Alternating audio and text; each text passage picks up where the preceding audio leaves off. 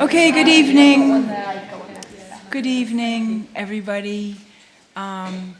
Welcome to the second annual Joe Cox Memorial Lecture. I'm Sarah Franklin. I'm the head of the Department of Sociology, and it's a real pleasure to see so many people here tonight.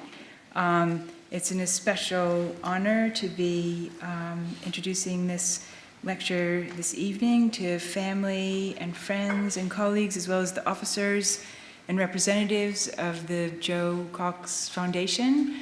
And it is also, of course, a great pleasure to be back here in Murray Edwards and enjoying the consistent hospitality of President Barbara Stocking, and in this very beautiful lecture theater. So our department, the Department of Sociology, was very keen to establish this lecture in memory of the pioneering work that Joe did in so many areas, particularly focused on issues of social inequality. And both social inequality and social and institutional change are absolutely vital to the work of the Department of Sociology, so we're really pleased to have so many of you here tonight.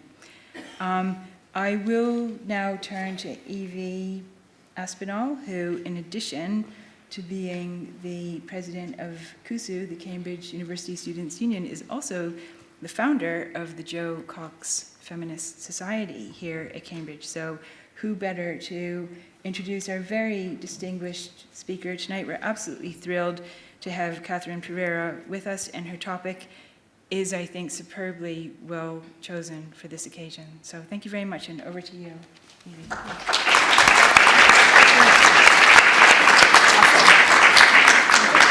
Hello, excuse the voice that's already going, which is a shame on this evening.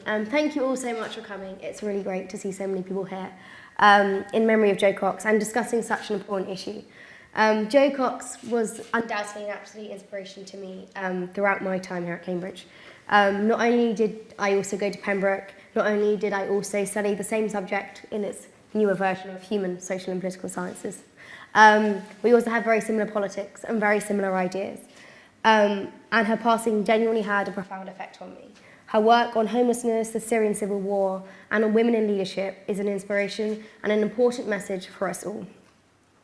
This inspired me to create 2 years ago the Joe Cox Feminist Society. It's a society that meets every week, once a week. 1 week we discuss self-care, and it's a space for women and non-binary people to get together, have a chat, have a rant, and discuss the issues that they're facing that week. And then the alternate week we have discussions. We discuss everything from intersectional feminism to the problems of being a woman on the internet, women in leadership. And it's a really great discussion space for women to discuss the important issues. It's primarily in Joe's old college in Pembroke, but anyone is welcome to come.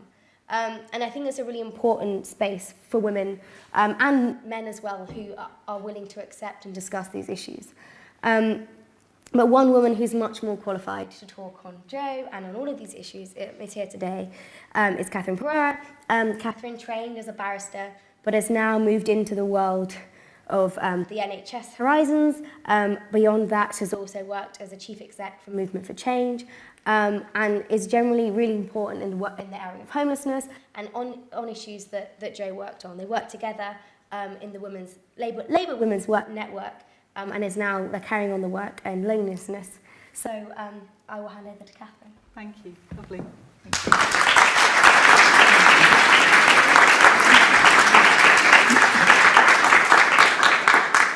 Thank you, and it's a real pleasure to be here this evening, and in particular with Joe's family here this evening with us. Pleasure.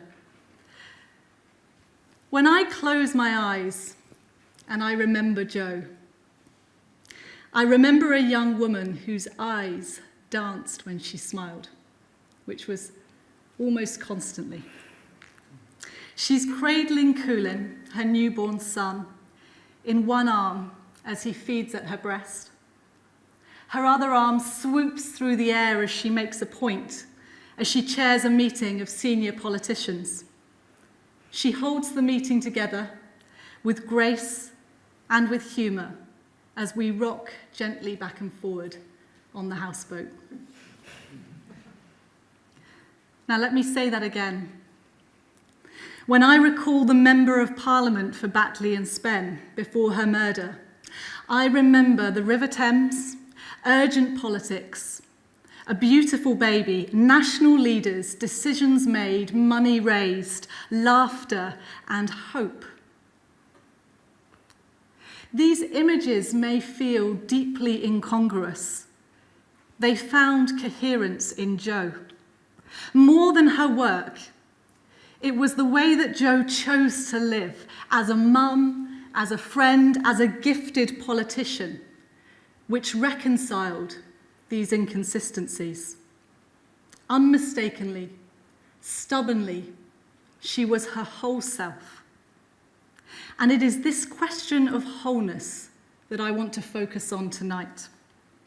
And in particular, the cost to us as individuals and to our communities when we allow a situation to persist where some amongst us, by reason of exclusion and prejudice and ultimately power, are unable to be our whole selves. I'm going to focus on what this looks like in terms of women in public life. And I'm going to argue that gender identity pivots loneliness, that the inability to be whole follows with inevitability the fragmentation caused by loss of power. I'm going to weave into one piece two aspects of Jo's political life. Jo called loneliness the most urgent challenge of our time. Secondly, she laid down the challenge to us to encourage more women into public office and to bestow on them equal dignity when they got there. Loneliness, women's representation. Where's the link? Well, I'm going to suggest to you that they have more in common than they may first appear to. I believe that in both of these things, Jo was motivated by the same challenge. The challenge to highlight imbalances of power, voicelessness, exclusion, not simply because they are social ills, but because they are political ills that we all have a role in addressing. So to my first thread, loneliness. What do I mean by loneliness? A feeling of isolation, certainly, but not the same as being alone. The long-distance runner by herself from hours on end may well not be lonely, but I think we all know that the loneliest place can be in a crowd. And while loneliness undoubtedly has a physical dimension, I mean more the unwanted absence of connection with others. It's a sensation that arises because we are insufficiently close to other people. A feeling whose tone ranges from discomfort to chronic, unbearable pain. Earlier this year, the BBC conducted the biggest ever study on loneliness, and it convened a number of researchers for the purpose. Let me share with you three of the key findings. First, loneliness is pervasive. A third of people in our country say that they often, or very often, feel lonely. Second, loneliness kills. Now, this might seem a sensationalist claim, but the evidence for it is strong and growing. There's a reason why some nurseries send misbehaving toddlers alone to the naughty corner, and why solitary confinement is used for prisoners as a form of torture. Loneliness both impacts on the physical and mental health in multiple ways, and the interplay of this is only just being understood.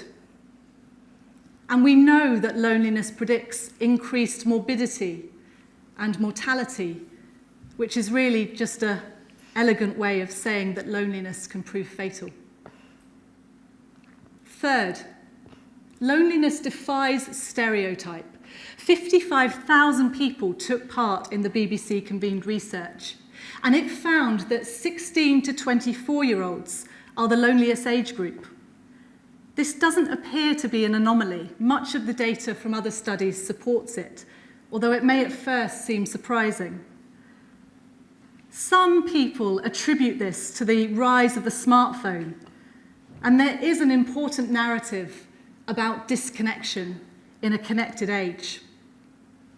Yet in the same study, looking back, older people said that young adulthood was the time that they felt loneliest.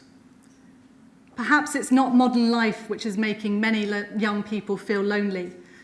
Perhaps this was always the loneliest phase of life. And Jo at that age, Jo who had an extraordinary ability for creating and maintaining friendships, she felt lonely in this place.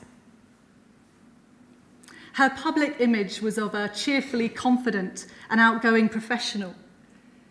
Yet she talked of how profoundly isolating surroundings of privilege were for a young lass from Yorkshire and a normal family. And I remember one night we shared stories together of how overwhelming a sense of imposter syndrome can be when we step into a world that is not historically our own. And it's this point that brings me to my second thread. Loneliness is a near universal condition, but I make no apology for suggesting that it affects women in particular ways. So loneliness is gendered, you say. That may surprise you. Kids are lonely. Men are lonely. And when I say that it affects women in particular ways, I'm not asserting that our experience is exclusive. If you're here tonight and you're black and or Asian, if you have a disability, if you're gay, if you have a condition, medical or otherwise, which remains stigmatized, then much of what I say may resonate with you. With all that said, please allow me to speak to the question of women most directly, and to suggest, through the prism of women's experience, the particular strands of loneliness that can occur. Now, we know that loneliness often occurs at points of life transition, and many of these transitions still disproportionately impact women, like pregnancy, childbirth, and the surprising isolation that can occur in its wake. Stuck at home with a small baby who naturally cannot reciprocate, when life at times felt empty for me, and I was embarrassed by its thinness. Like the menopause, and other times when our bodies force us to recognize that we must let go of one way of being and acquire a new and perhaps unwelcome identity. Let me put it like this: gender identity pivots loneliness. Let me push further with a second strand: the feelings of loneliness prompted by objectification. How heavy the burden can be to carry a woman's body, or rather everything that attaches to it. The isolation that can occur when expectations of my identity are defined and projected onto me by others. There is a gaze, known, I think, to all women, which Olivia Laing describes in her wonderful book, The Lonely City. It's a gaze which is manifested in the so-called harmless cleavage shots of women sitting on the green benches of the House of Commons. Small markers, trivial in isolation, on which the imposter syndrome feeds. This is not made for me. I am not made for it. I believe that all women are subject to that gaze, subject to having it applied or withheld. The dislocation, the feelings of loneliness that such objectification provokes are known to us individually, as well as seen as a group, as a sex. And if I were to think on my moments of loneliness, to describe its effect in my life, I would have to admit that some of it at least comes from feelings of anxiety around my appearance, about being found insufficiently desirable, deep-rooted, difficult to dislodge. For those who doubt how universal this is, think only of the Me Too movement. That roar of Me Too is powered by the spectacle of women being steered into the ongoing, non-consensual beauty pageant of femininity, of being made to confront our status as an object that may or may not be deemed acceptable, capable of arousing the eye. The sense that one can only be accepted by dressing up as something else. And as we age, the sense that we may be running short on what remains for women a chief currency of exchange. A feeling of loss that has to do with unattainable standards of appearance and that gets increasingly toxic and strangulating with age. Gender identity pivots loneliness. Let me talk on power, how imbalances of power experienced by women create conditions in which loneliness can thrive. And again, the research supports this. Study after study has demonstrated that those who feel discriminated against are more likely to describe as lonely. I think it stands to reason. This in itself is a tragic realization, because it implies that when we exclude, when we constrain people's ability to be seen, to be whole, we give those who need and most long for the connection to others reasons to fear and mistrust. And the problem is compounded because loneliness remains so stigmatized. There is a shame to admit to feelings that are so counter to the lives that we are supposed to lead. And so discussing loneliness and its relationship with power and exclusion becomes increasingly inadmissible unless we break that cycle. Now I want to bring together two aspects of Jo's political life that I introduced at the beginning, linking loneliness to women and our representation in public life. The history of female representation is a story of too slow progress in the face of persistent barriers. Now, this is true in all professions to varying degrees, of course. I often tell the story of my grandmother, Nan McGonigal.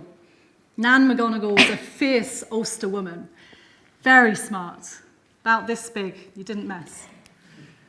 And she, in the 1930s, graduated near the top in the whole of Ireland in her bar exams.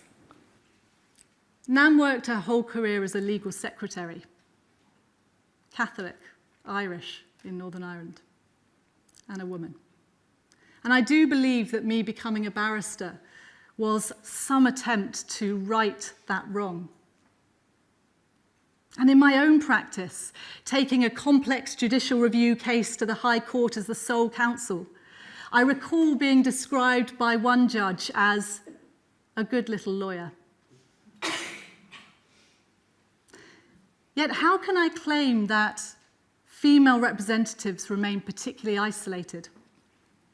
The most senior judge in the country is a woman, the commissioner of the Met, the head of the National Crime Agency, the London Fire Brigade. At Holyrood, a female leader debates against a female opposition leader. The two largest parties in Northern Ireland are led by women. The leaders of the House of Commons, the House of Lords, they're both women, as is Blackrod and, of course, the current Prime Minister.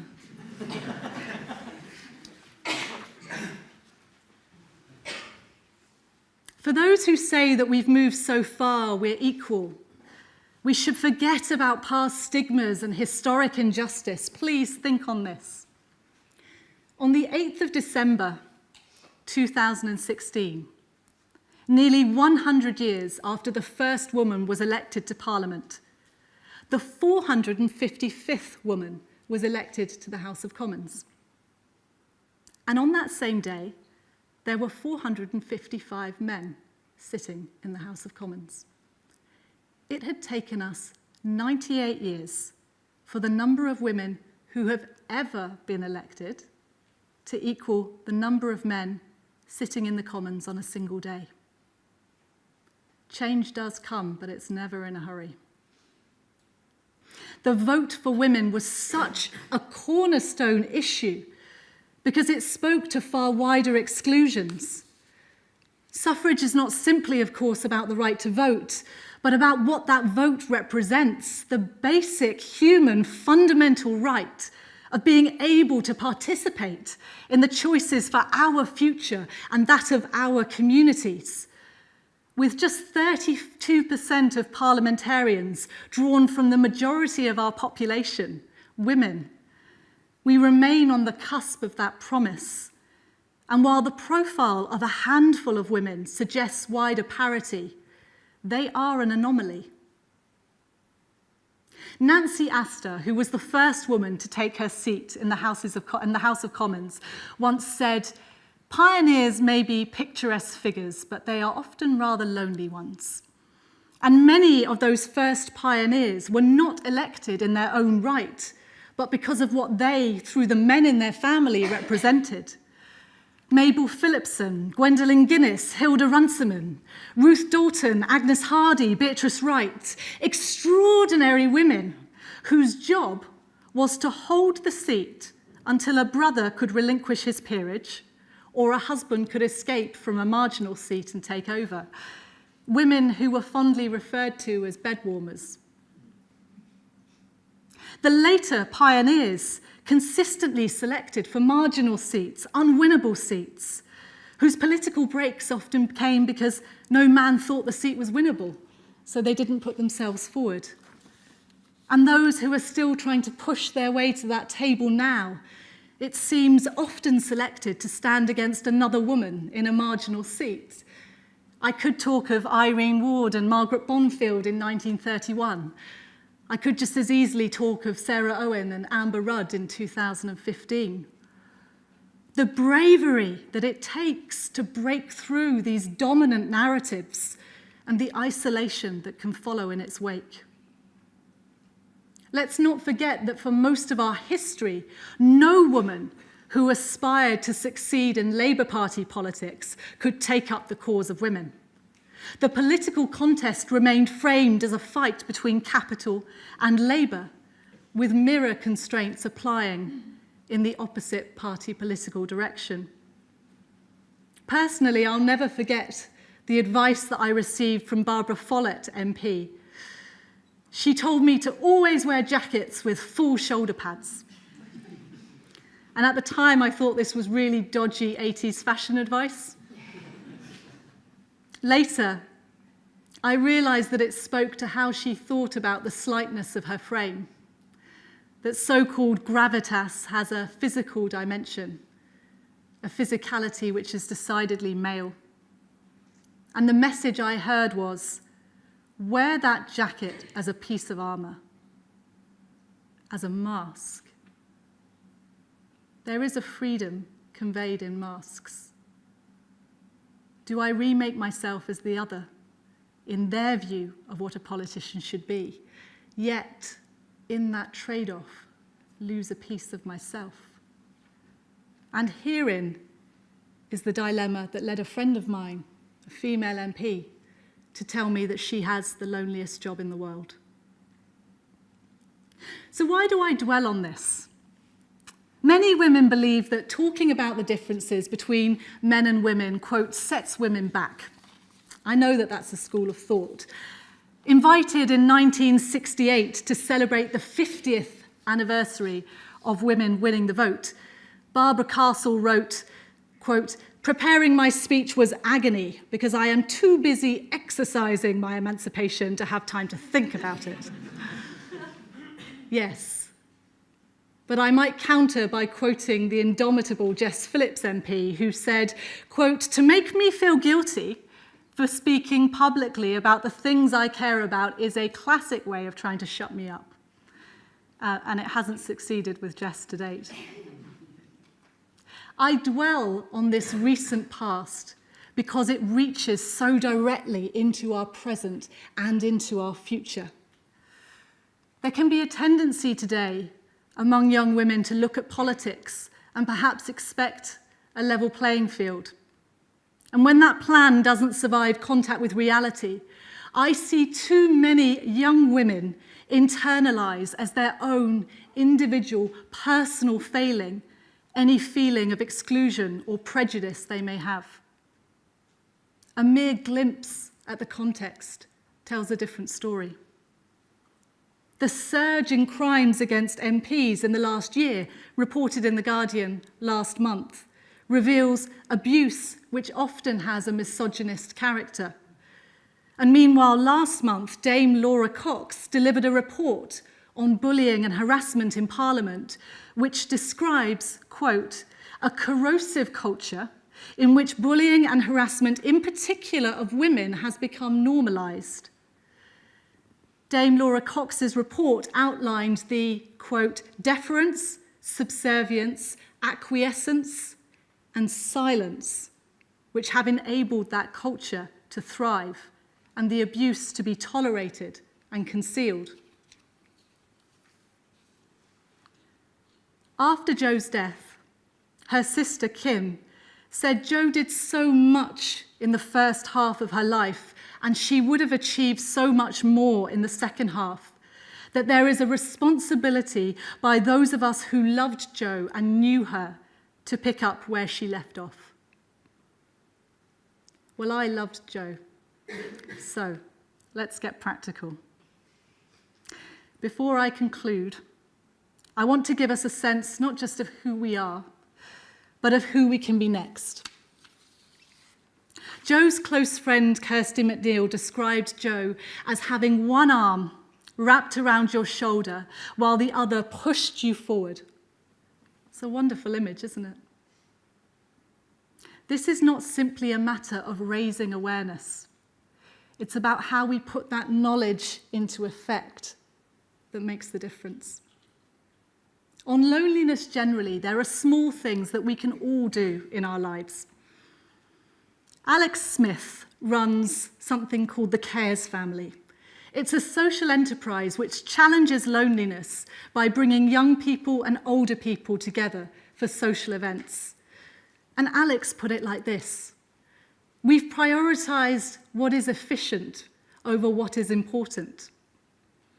I think his insight calls on us to fight that urge we have to maintain constant and superficial contact with others, to see and be seen.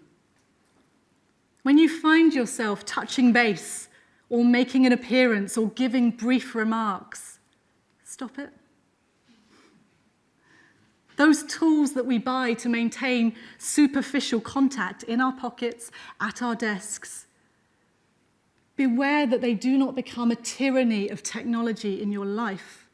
Remember, as the great community organizer Michael Geekin once said, that all real life is meeting, not meetings. And that starting a conversation every day in your neighborhood can be a radical act of community service. Make tackling loneliness your business day to day. If you buy a coffee, start by talking to the person who made it. Simple, one step at a time. And there are small acts of political service which we can also render day to day. Students here, who's a student? Okay, academics, geographers, sociologists, historians.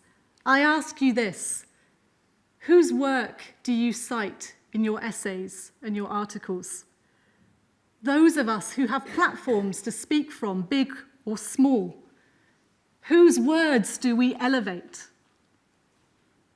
Ask yourself, in other words, what small adjustments can you make to create the conditions for more women to be heard? If there's a woman you admire in public life, tell her to keep going. And if you know a woman who's thinking about standing for office, wrap one arm around her shoulder and with the other push her forward. ask her to stand, and create the conditions that enable her to do so. Unless we act now, we will never, as Dawn Butler MP once memorably joked, achieve an equal number of rubbish male and female MPs. And when the space is there for the taking, please take it. If you're a woman who rarely speaks in public but you want to give it a go, ask me a question tonight. Make a comment. We have power, the ability to act, what Martin Luther King called the ability to achieve purpose together. We sit here in one of the most powerful institutions in the world, and I say that not to congratulate us, I say it to challenge us. And reason said to her, "Silence, what do you hear?" And she said, "I hear the sound of feet, 1,000 times, 10,000s and thousands and thousands, and they beat this way. They are the feet of those that follow you. Lead on." I cannot end without returning to Jo. If she were here this evening in person, I think she would be thrilled and humbled in equal measure. Catherine Atkinson, the new chief executive of the Jo Cox Foundation, recently put it like this: she would have shared in the satisfaction of how far we have come, while refusing to be daunted by the distance we still have to go. But she's not here in person. It's us.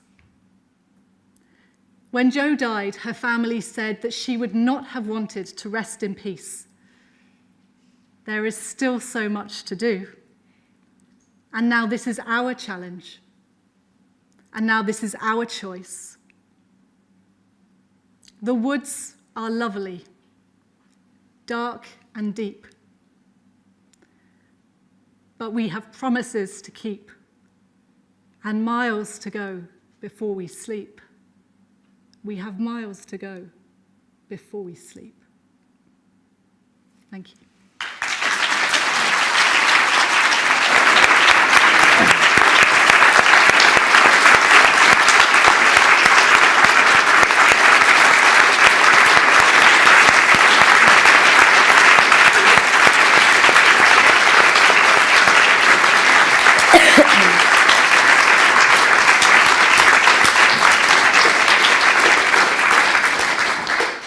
Thank you so much, Catherine, for a genuinely moving and really important speech, which I think we can all take a lot from. There are so many things we can each do day to day which will genuinely make a difference on this. So we now have about 40 minutes, which we can open up to the floor to questions. So does anyone want to start us off? Anyone? Come on. Anyone? It's always the scary bit, being the first person. Yes, over there. All right, thank you. Haley Rice from here in Murray Edwards College. I'm part of the public policy master's program here, actually. And one of our first days when we were all having a, get to meet you session at a pub after class, there was a bunch of the women there. And we said, so who among us is actually thinking of getting into politics? And the answer was absolutely no one. And I mean, some of us have worked in public policy before, and one person said, I'd rather be the Huma Abedin than the Hillary Clinton, the person behind. So what would you say to a group of people that is all doing something that could lead you into politics, but their reasons were not wanting to get their lives torn apart? I mean, what would you say to the women in my cohort? So I'm also going to invite other people to help me with answers. If you have a burning answer to a question that you hear, also raise your hand, because else it's going to be a heck of a lot of you talking.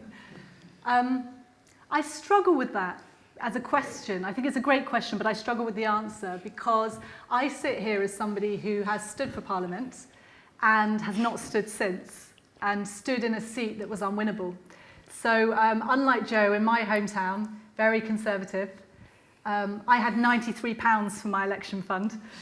I had 3 wonderful men, all over the age of 70, who were my team. And I did it to see if it was, to genuinely see if it was something that I wanted for myself. When I did it, 5 days before the general election, the English Defence League came and staged a march in the town, and I'm pleased to say that nearly 10 times as many people came out to the mosque to hold a kind of day vigil as people turned up for the march. But it was an intimation of some of the issues that have crept into the politics, which I'm alluding to here. And one line from what I said was, we've got to go in with our eyes sufficiently wide open that our plans survive contact with reality. Something Joe and I used to talk about when we were training women to stand for the council and parliament was, we build them up and build their sense of confidence, but we're not sure that we're building them up in a way that's going to survive contact. And it was a problem. So I know I'm not kind of getting at it directly, but I'm acutely conscious I'm a woman who is deeply political, but is expressing my politics through a different form of public service. And I feel very conflicted about it. I feel keenly the challenge that Jo put down in terms of her life and her choices, but I'm not going to sit here and say that it's an easy thing to do. What I would say is, as a party political representative who takes government, you have power, unconstrained ability to act that is not true of any other profession. And I use power in a neutral sense, not good, not bad, but the simple fact of being able to act to achieve change is unparalleled. And I think unless we have people entering that space who are conflicted by that prospect, we are going to continue to get bad politics. Any more questions?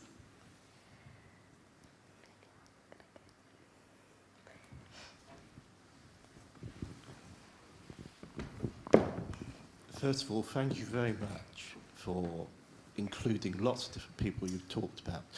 I was struck, my name is Tim Leach, sorry, I'm a chief executive of a charity called Wavelength, probably the oldest loneliness and isolation charity in the country. And there's a couple of things I want to talk to you about, actually. But first of all, I want to reflect on something you started to say, which was you were including a lot of other people within the gender politic, and by which I mean disabled people, other people who feel disenfranchised. And one of the things I will say, one of my pivotal people within my life was the Vice-Chancellor of York University, a remarkable lady called Jane Grenville, who's now head of the archaeology department.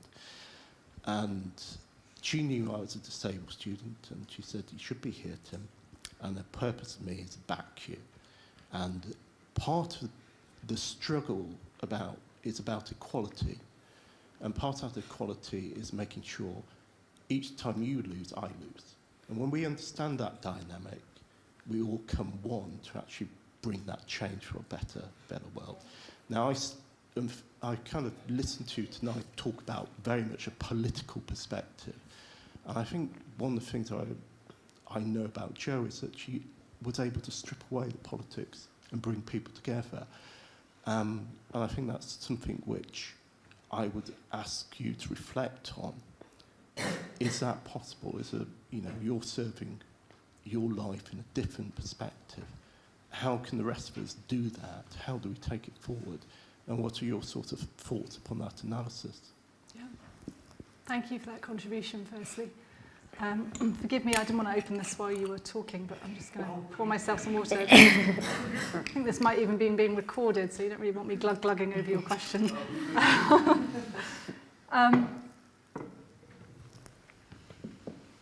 What do I think about it? So I think you're right. I think one of the gifts that Jo had was in, not just as I alluded to, reconciling parts of her identity, but seeing a wholeness, to her politics, which was not predominantly party political. I mean, she wasn't tribally, you know, she it's a bit like me. I probably found the Labour Party because I'm Irish and Catholic and communitarian and contrary, and it felt like a good home, rather than it being a narrow ideological base from which I would not deviate. And I think that sort of politics or understanding of the world is more needed now than ever. I think we see that in, I'm avoiding the B word, aren't I? Continue. But we see that in the current moment that we have, that Brexit symbolises. Right? And I think, if I can say by extension, my perspective would be that what happened with Jo, both good and bad in terms of the legacy that is being created and what people are taking Jo to symbolise in our polity, that is part of that moment too. What I do think is that we can do more to develop the infrastructure, if I can put it that way, that allows that transformation of public institutions to happen, to develop more leadership, which is, as you put it, about a whole perspective, not an economic perspective, not a political perspective, but actually a perspective based in some understanding of humanity, the human condition. That's probably what excites me most about my work in the NHS now, that much of it is about trying to shift the way that people think about what we are capable of and see public service as something far wider than an institution or an idea or a narrow interest. I'm not sure I have an answer on it now, but I think the more people that are asking the question and doing it in public, the more chance we have to grapple with an answer together. Does anybody else want to say anything on that? Can't help it, I'm a facilitator.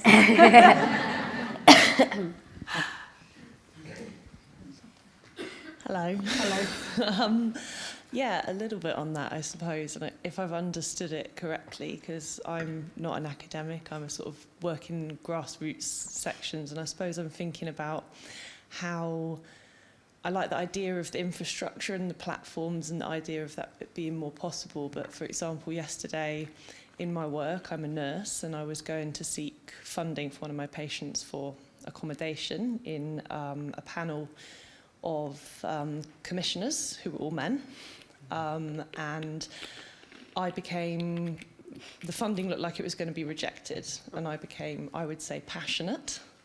And the chair of the panel said to me, "There's no need to get upset," and reached his arm a little bit in my direction, at which point I started to cry because I was angry.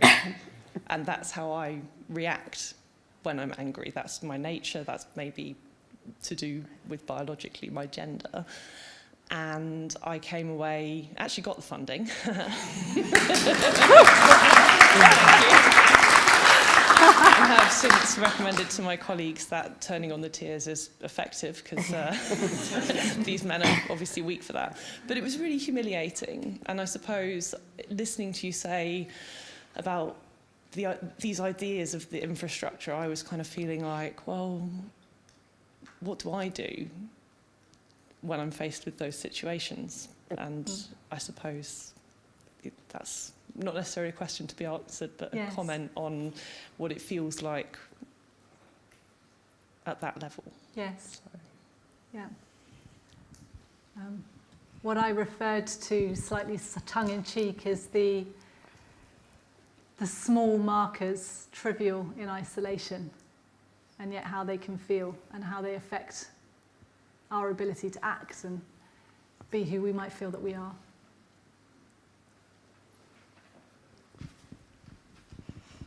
Hi, from grassroots to academic, I was struck by you saying that I'm actually a PhD student in history, and so I was struck by you saying in our various disciplines, we can open a space for women's voices. And the way that I see it, there are kind of two ways that come to mind as an historian. One is telling women's stories, which obviously is quite difficult given the archival absences. And the other is by citing other female historians, but in some instances there is a complete absence of them as well in specific areas. And so I was wondering if you could reflect on ways that you think academics can open up those spaces, even in community, like academic practice more formally, but also in terms of like academic culture. That's a great question. Let me tell you a little story. Every December, I have a great privilege. I get to go to Florida for a big annual conference for the Institute for Healthcare Improvement. So these are some of the leading people in the world who are thinking about how we improve healthcare systems globally. And we come together and we share views. And last December, I was sat with a group of 6 women. We kind of convened our own mini meeting, ostensibly to talk about something which we were sort of, but we were also having lots of cake and mulling over and chewing the fat. And we got to talking about this very question. What the heck do you do when in healthcare improvement, there are lots of voices to quote, but they are mainly men? And we mulled it over and we were talking about it. And at one point, Kate said, "Why don't we start quoting each other?" I was like, that's interesting. Tell me something that you've said. Well, why don't I just say something? So this is what we started doing. So we started a little club. So 6 of us in our club, but if you're involved in healthcare improvement, you're welcome to join. And we have a wee database of quotes. And I love just popping them up on slides. So I have a slide that Martin Luther King says that power is the ability to achieve purpose. Kate Hilton says, why not, right? I mean, this is the thing. We often think about knowledge as codified over decades and centuries. And there is a rigor in that, and there is a respect. And my first degree was history, so I do understand, I respect that body of knowledge. But where we are faced with this paradox, this dilemma, around gaps in the formal record, there are small things we can do to change the narrative, to move the picture. So I do think it is about, maybe as you suggest, a different way of doing history. It's also, I was revisiting E.H. Carr's wonderful book, What is History? Right? Historiography 101. And it's wonderful, but it's so dated. I would love to pick up just a short essay from a woman, What is History? That takes some of the essence of that and applies it to the historical discipline or the sociological discipline. And then we create conditions where we amplify that voice, where we spread it through social media, through Twitter, through events like this, through fractal conversations, water cooler conversations, as well as formal narratives. And through that process, we can affect the way that we think. And that affects how we behave. And through that process, we affect how others think and behave too.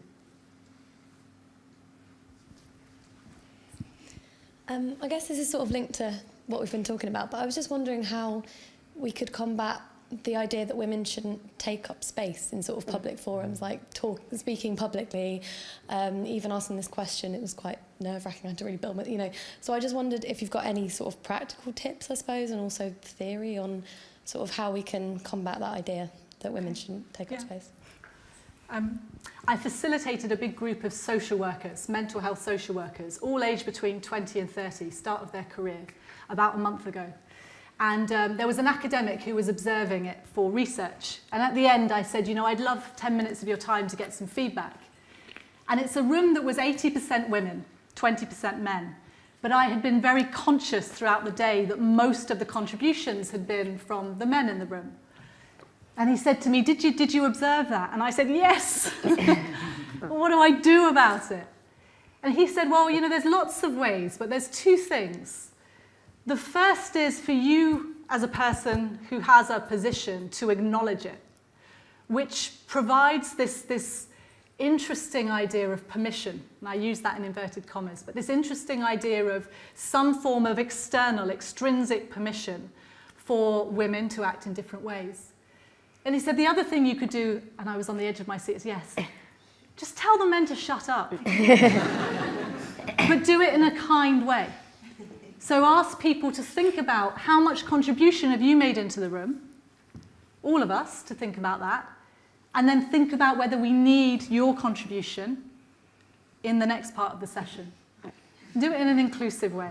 So I do say it to our male friends, I say it tongue-in-cheek, because I think it is a challenge for all of us, but the evidence would suggest that it does disproportionately impact on people who are perhaps less cultured, inculcated into raising our voice in a public way.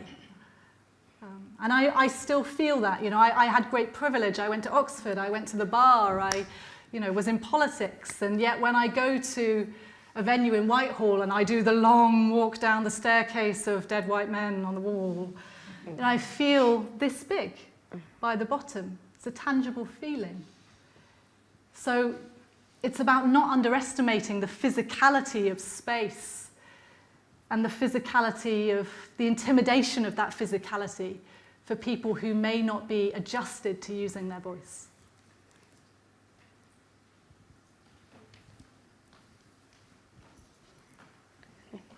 Yeah. I can't bear it anymore. I need to say something. Sorry, I'm Barbara Stocking and I'm from Murray Edwards College, but I just wanted to say something about some work that we're doing in the college about really trying to change the workplace culture to make it possible for women to really succeed in it in their own right. And I was just interested in the whole business. One of the things that we've got out of a lot of our research in a lot of companies and government actually, is the thing that really gets women all the time is either being talked over in meetings or having their words put into a man's mouth, which, how many people have experienced that? A lot. Anyway, but the thing I was going to just put on the table is one of the bits we picked up and I was really impressed by, and it was your word amplification. There's the story of Barack Obama's White House, and that all the women there got really fed up, despite there being quite a lot of them, because he put a lot of them in the White House. They were still not being listened to at all. So they actually ran a whole scheme of amplification, so that whenever a woman said something, another woman would then pipe up with the same thing and said, as Catherine said a minute ago, what a good idea, etc., and really replaying it back all the time. And that just seemed to be like a nice way to go through it in a very polite and nice way, but actually really getting women's voice heard. So any more things you can think about that would make women's voice heard better? And actually not just women's voice, it's back to your same thing, it's not just women, it's anybody who's disempowered. Yeah. A man in one of the workshops we had said to me, Barbara, I don't know why you're worried about this, because this is what we do to inferior men as well. That's an interesting comment, isn't it? Yeah. But anyway, so I'd just be interested a bit more, and if you want to say a bit more about how we get women's voice heard, if you've got any further thoughts. Yes, but, Gus, I'll rack my brain. That's a brilliant example. Amplification is a good example. Let me throw that open while I think for a second. Why don't we crowdsource? I was going to say, I've got a good one in that. So at university, I go sit on the university council at the moment, and it's predominantly white men. And I thought there was a really interesting thing they did one day, which was the strategic away day, and we got into small groups. And suddenly the women spoke, and normally I go to University Council and I notice every time that the only women that really speak are me and the graduate union president, who haven't been quite brainwashed into not speaking yet, and we just say whatever we think. But it was that day when we broke into small groups, the women had so much to say, and it's actually the environment that you sit in that can change things. So in a very formalised setting where everything you say counts and everyone's listening, there was women who didn't seem to speak, but actually in smaller groups, they had lots to say. And the same sort of things, like sitting in a theatre like this, it can be more intimidating to speak. But if you're sat like all physically on a level playing field, in a circle, that kind of thing, yes, different people will come forward, which I think is important to think about. And again, research would support that. So in facilitation, we refer to that as one-to-all, which is we rarely start off as we did tonight. This was, quite a formal, where it's all, we go straight to all. In facilitation, we start with you reflecting individually, you have a conversation in a pair, you maybe pair up with some others, and then you bring it into the room. And that process in itself can allow multiple layers of people contributing. The other thing to say, because I was being tongue-in-cheek, is, men in the room are, I think, the biggest allies for making some of this happen, both in taking the time to reflect and think about it, and in having conversations, creating stories, spreading stories about the change, etc. I don't see this as an us and them, and it's one of the tensions in giving a lecture that is about women's experience, that this is a question, as I think, is it Tim? You said, it's a question of wholeness, yeah, a holistic look, rather than an isolation, and I think that applies both ways. Just to add another, my name is Iona, and I used to run the Jo Cox Foundation before Catherine much more ably took over. And don't do stuff like that, women. And I can say that because she's my friend. One thing that I observed Jo being very good at, and that I experienced in my own way and have heard particularly from younger women that I mentor, or even don't even formally mentor, just hang out with, is partly it's a deeply powerful thing to give someone the vote of confidence, which is to say that you're not a participant, you're an actor, you're not an observer, you're a speaker. And I think one of the most powerful things that you can do in the way that I think Barbara was perhaps asking, and which Jo was very good at, is give up your power if you have it, give up some of your platform to other women, and in doing so explicitly say to them, this is yours for the taking.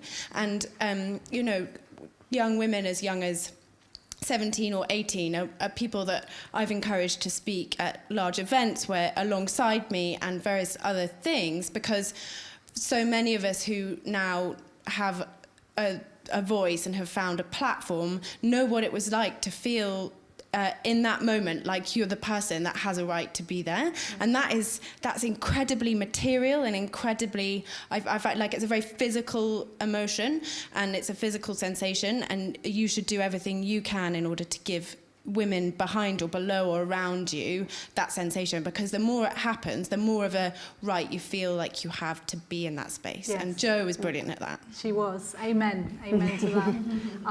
One comment on that is, this is about also theories of power. And what interests me about that as an idea is we're talking about relational theories of power. So a relational theory of power is that power is infinite. I have it. It's not that I have it and I give it to you. It's that I have it and we have it together. And it grows exponentially as we share our ability to act. It's very different to the dominant narrative about power, I think, in our culture, which is predominantly transactional. I have it, I can give it, then I don't have it anymore. And that's not been my experience either. Lots of the problems are also through young children as well, for example, social media and stuff like that. And I was wondering if you thought that colleges and schools had a duty or responsibility to open that up and sort those issues out. Anyway, I was going to ask you what you think about that. Do you want to say?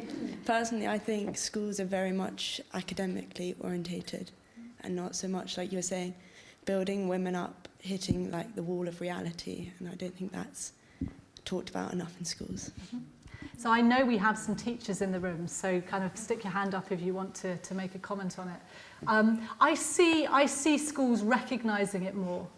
And at events that I do, I see it being pushed as a priority more.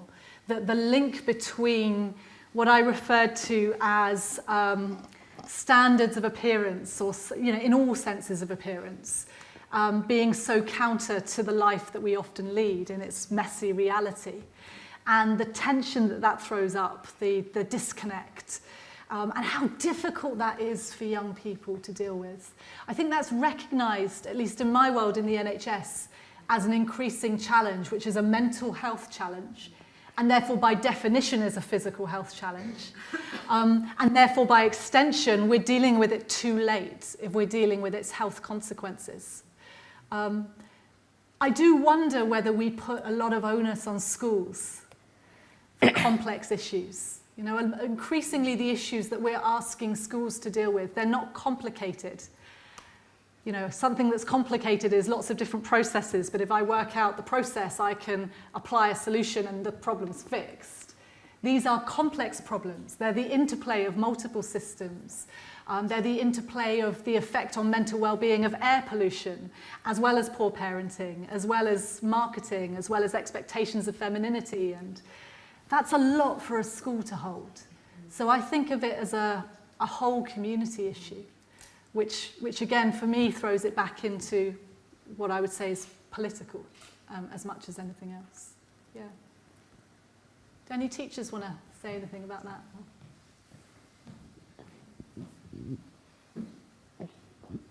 Where are we headed next? Okay, we'll go there first. Kate? I'm not a teacher, but I deal with selection of people to lead boards, and I'm terribly interested in the subject of unconscious bias, both in the interviewee and the interviewer. Have you much experience of unconscious bias training and whether or not it works, either for the interviewee or the interviewer? That's a good question. When I left the law, it's a little story. When I left the law, I started, so the reasons I left the law were because I didn't want to litigate as black and white things that I thought were grey. And I was interested in how you create change on issues. And one of the things that happened to me was I Googled a combination of words that was around workplace culture, law, making a difference, bias. And I came up with this organisation called Berndean, which is a small boutique consultancy.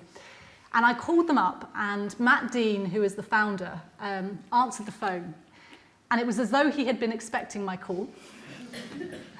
Explained who I was. He said, yes, of course, we're meeting for coffee tomorrow. And we met for coffee, and I started doing some consulting work with them. And much of that work was around this question of unconscious bias and what they refer to as my shadow. The things that I can see, the things that I can't, in the shadow that I cast within my workplace or my context or my organisation. And I think it's a very powerful idea. And it is partly why I say in my lecture that raising awareness is not enough. It's what we do to act on the awareness that we create. So unconscious bias, just assuming everyone knows what that is, it's sort of the idea that we have working in our mind in ways that we are not fully aware of, prejudice or bias or proclivities. And the evidence from where I'm sitting is indisputable that this exists as a problem. So awareness is the first step to creating the conditions where you can tackle it, but it's not enough in itself. Yeah. Yeah, I'm just going to, first of all, I'm going to say hi. I'm Kim, I'm Joe's sister, and I just want to say hi and thank you everybody for coming this evening. But one thing that I just want to share with everybody that a lot of you are probably not aware of is that when Joe was a kid, and Mum and Dad are here so they can testify to this, she was actually really shy, quite painfully shy, wasn't she? And I was the gobby one, which I know is difficult to believe. But I, you know, so what I guess what I'm saying in comments to some of the younger women in the room who've said things is that Jo went on a very long journey to get to where she got to, without sounding like she was on the X Factor. But she did. She really went, you know, she worked bloody hard to get that confidence. It's not always easy. It's not always easy and it's not always there naturally. But she sort of worked for, you know, I would say a good 20 years building that and developing that. So I think even if you sit there thinking, oh, I could never do that, I could never do that, Jo did it. Jo did that journey. She is from when we were kids and me having to ring up for the bus timetable and order the takeaway because she genuinely dared do it, you know, to speaking in the House of Commons. That's a massive, massive achievement, isn't it? So I think, you know, if you're the sort of person who doesn't speak out and doesn't get your voice heard and stuff, that it's not like that forever. It doesn't have to be like that forever. You can make your voice heard whenever you feel the need. And when you're doing that girl there said, channel Jo and go, right, what would Jo do? She said, I'm getting my voice heard here, you know, and she really would, and I'm not saying that's easy, but I think, you know, think about Jo's story rather than just her being in the House of Commons or wherever, yes. And that might help. Yeah, thanks.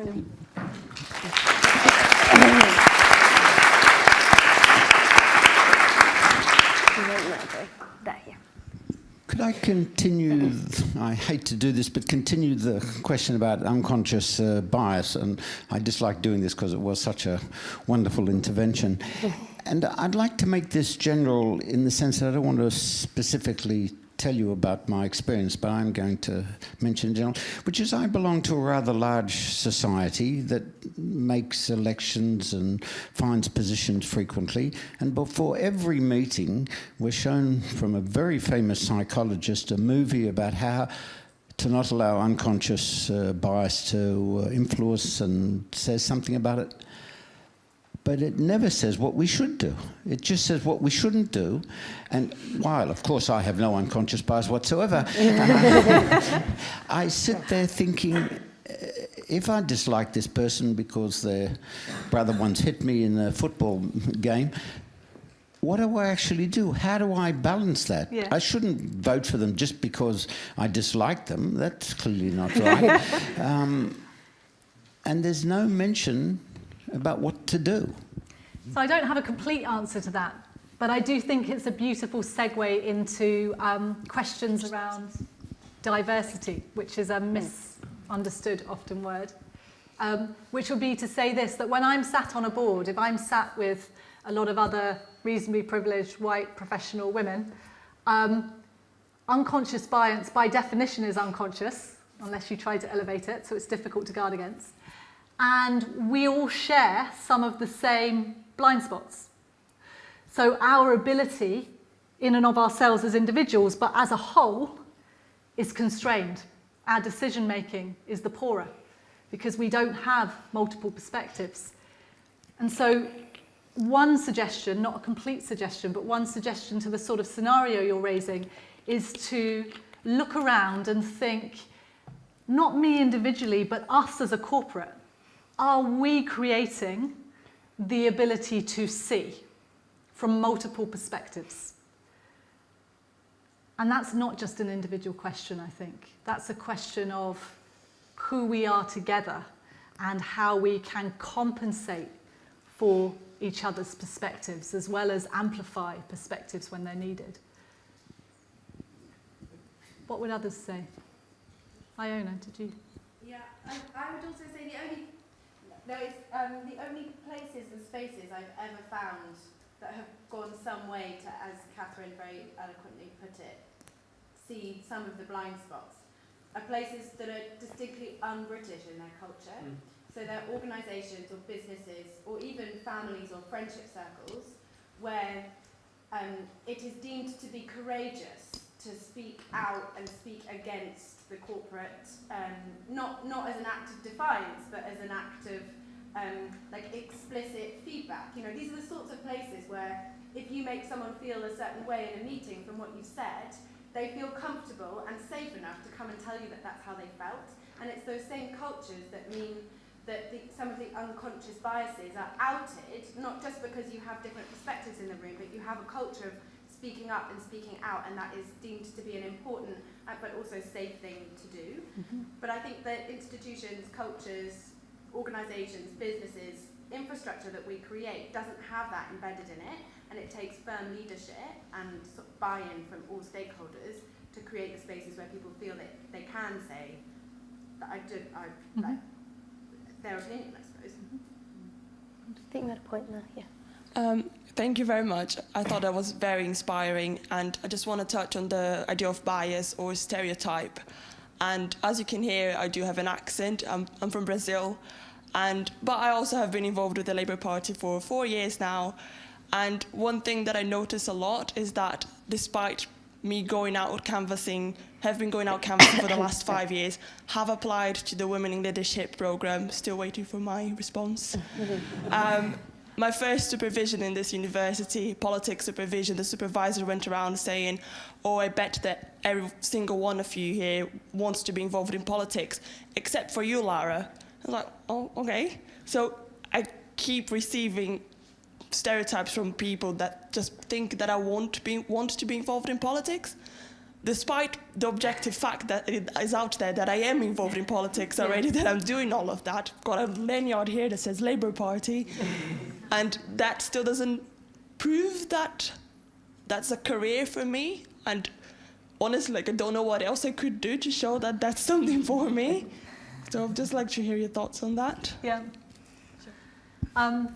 So I'm not sure I have thoughts on the particular circumstance, but I think the older I get, the less I give about what people think. And I mean that actually as a profound point rather than a flippant point. The older I get, the more I feel time on my back. I feel time on my back, and not a long time to make the changes that I want to make. So I would say keep on going, because there's something in complexity theory called the attractor principle. And it works like this. You do good things, other people come. It's like a magnet. It's like the energy that Jo had. You know, she did good things and other people were attracted to it. And through that you build the feet and thousands of feet. So keep doing what you're doing and do it with a smile. And the people who understand that will come and give you support. Will give you support. At the back. Yeah. Hi, thank you for the talk today. It was, like I said, very inspiring. I think it's a continuation of the question, that was earlier asked on stereotypes, particularly with women in politics. So I think a few weeks back I attended a Cambridge Union talk, which was, I think the guest was Hillary Clinton's campaign manager.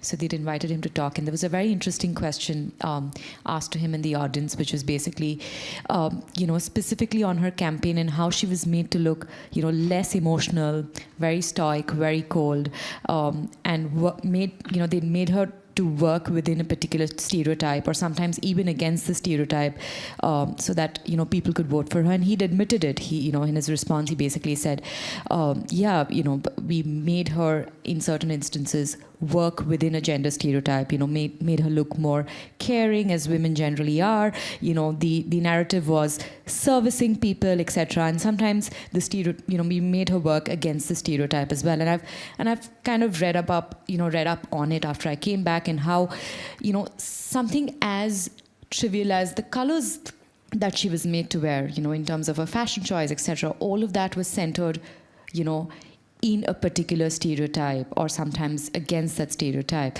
And it just made me think how, and we've been talking about it, how unconsciously sometimes bias works, even for us people when we are voting for, our candidates. And what I think is, personally, we have a long way to go in terms of, making this sweeping change in attitude, or, I think what is needed is, it's a very daunting task, because what you require is a sweeping change in perspective, a sweeping change in outlook, for able to get over this unconscious bias, to look at a candidate and look at them for their merits as opposed to anything else. So I just wanted to know your thoughts on it. And I know, like you said, you said change comes, but it's in no hurry. And I think I also agree with that, but just generally your thoughts on that. She's an interesting case, Hillary Clinton, I think. It's ironic, isn't it, that she was, as you say, carefully stage managed, and her opponent was able to turn that so cleverly to his advantage. Fake Hillary, false Hillary, inauthentic Hillary. It's sort of, partly there are lots of stories or morals we can take from that. There's a damned if you do, damned if you don't. I think there is something about authenticity. And there's a debate about how much authenticity matters in politics. Feels like we're in a moment that this mythical authenticity matters a great deal. And maybe that's an opportunity for women, that we can shed some of those identities which are predominantly manufactured and start speaking our minds and testing what happens. What happens when I call out the Oscars being so white? What happens when I say Me Too? Well, maybe if I say Me Too, I've got a problem. Maybe if 3 billion people say Me Too, then the world has a problem. So I think we're at a time when we can start playing with some of this, testing and probing, and then adapting our response as people who live in public life, who want to be political, and see what happens. But we're not at a moment where we have to accept old tropes, where we have to accept some form of inauthenticity in order to have a right to stand. That's not this moment. Brilliant. I think we have one last question just there, yeah. Was that me? Yeah. Good, yeah. Okay. I wouldn't have put my hand up if I'd known I was going to be the last question. But so a lot of what we've been talking about has just reminded me of a incident that happened at I'm a postdoc here at the university, of an incident that happened at a small seminar that was organised in my research centre. And it involved some quite senior people in the world I research. And I was there as someone who, as a quite junior person who worked on a project that was being discussed. And during the bit where everyone introduces themselves at the beginning, it got to me and I had a moment of crisis and said, like, my name's Alice, and I don't actually really know anything about what we're talking about today. And then it moved on, and as soon as I'd said it, I thought, what a stupid thing to say. I didn't actually know much about that topic, but I knew something. And for the entire rest of the meeting, I didn't say anything at all because I felt silly.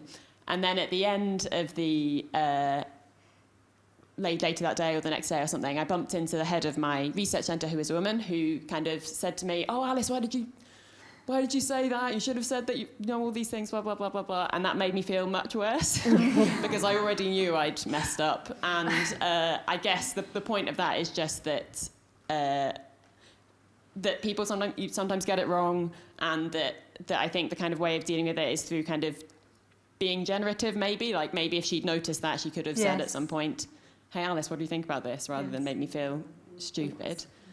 The question I have is partly related, and it's to do with, I guess it's to do with trying to claim authority and the kind of complexities and guilt you can feel about doing that when some of the ways you claim it aren't fair, if you know what I mean. So I spent a lot of time today, too much time, working out if I should I was doing my email signature, working out if I should put a doctor before my name or not, because... Are you a doctor? I haven't technically graduated, but that's just because I haven't bothered with the ceremony. But it's like, I don't think someone should treat my email with more respect because I happen to get a PhD in comparison to someone else, the next person to me in my office, who maybe does exactly the same work or does equally important work or whatever. Yes. Yeah, no, I understand. And I think being a politician, if I bring it back to that, being a member of Parliament, at least speaking with female friends of my sort of age who are doing it, they say, it's completely exposing in a way that is very frightening. There's nowhere to hide from past indiscretions or from things that you don't know about, or you have to confront who you are. You have to be pretty darn sure about who you are. And that can come through a good grounding and a loving home, or it can come through a heck of a lot of work. Many of them will talk privately about doing work on themselves, counselling and other forms, to be able to confront some of the narratives about themselves. But then when they're through and they're in, I think predominantly it's a message of hope. Because when I speak with them about it, they say, I am my best self. I'm living the best life I can. Sure, it's painful. Sure, it's horrible when I get called out on things, or I feel like I'm not getting that balance that you're talking about right between establishing my authority and feeling that what I am and who I am and what I have to say is enough. And that's a conversation with ourselves every day to make that choice. But what they do say is that they wouldn't trade it, that it's hard work, but it's worth it. Barbara Follett MP once said to me, so she did a bit of mentoring for the Labour Women's Network that Joe and I were involved in. And she said, and this is back in the late 90s, she said, "My name is Barbara Follett MP, I've been divorced 4 times. But she said, I say that because I used to practice it in front of the mirror. My name is Barbara Follett MP, I've been divorced 4 times. Get me. Because it was used as a stick to beat her. And I think the problem is when you have a stick that is used to beat you and you pick up that stick and you beat yourself. Or you turn it around and you say, actually, yeah, that stick is there. It's a stick. Isn't it lovely?